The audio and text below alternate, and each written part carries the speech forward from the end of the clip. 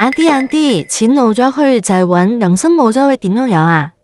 仲會揾得仲多啊！院長，準備結婚係揀個好日子。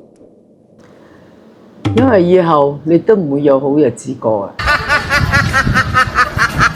安哥準備中意笑嘅人運氣都唔會好差。你差嘅人笑唔出。安哥作為一個過來人，你對後生人有咩建議啊？我覺得冇過嚟啦。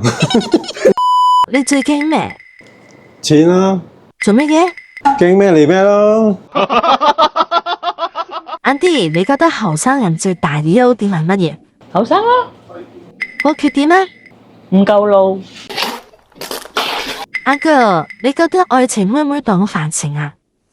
可以嘅，但係食唔飽嘅。院長，你覺得努力啊有冇用啊？有用，最低限度都輸到心服口服咯。安哥，你對未來有冇信心？